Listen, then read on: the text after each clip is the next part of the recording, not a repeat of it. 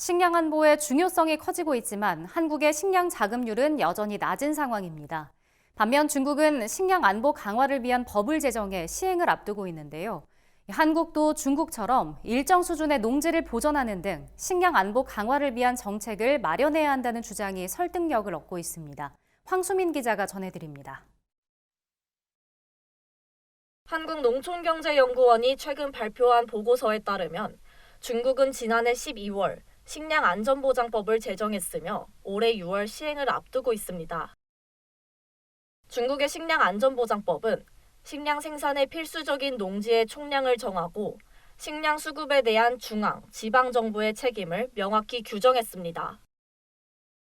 중국 정부는 해당 법안을 토대로 향후 10년간 곡물 자급률 95% 이상, 식용 곡물 완전 자급이라는 목표를 달성할 방침입니다. 식량 안보 강화에 박차를 가하는 중국은 한국보다 식량 자급률이 매우 높습니다. 2020년 기준 중국의 식량 자급률은 82.6%, 곡물 자급률은 94.9%로 추정됩니다. 반면 한국은 같은 해 식량 자급률 49.3%, 곡물 자급률 22.4%에 불과했습니다. 이처럼 저조한 식량 자급률을 높이기 위해 적정 농지 확보는 대표적인 해결 과제로 꼽힙니다. 지난해 농경연과 국토연구원이 공개한 적정 농지 확보 계획 수립 방안 연구에서도 식량 안보를 위해 적정 규모의 농지 확보가 필요하다고 강조했습니다. 하지만 적정 농지 확보를 위한 구체적인 계획은 부재한 실정입니다. 일본은 이제 전체 필요 농지 면적의 90%를 농용지로 확보하겠다라는 그런 구체적인 계획이 있는데, 우리는 사실 150만 헥타르를 확보하겠다는 계획만 있지, 이제 구체적인 농지 확보 방안이 좀 아직까지는 좀 부족하다.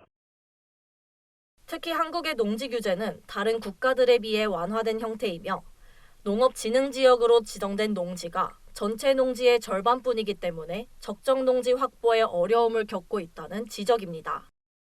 전체 농지의 한 절반 정도만 농업진흥지역으로 보전 관리가 되어 있기 때문에 사실 나머지 지역은 개인이 충분히 전용이 가능하거든요. 일본은 전체 농지의 90%를 농용지로 지정 관리하고 있거든요. 우리랑 비교했을 때는 우리가 훨씬 더 완화된 상태인 거죠.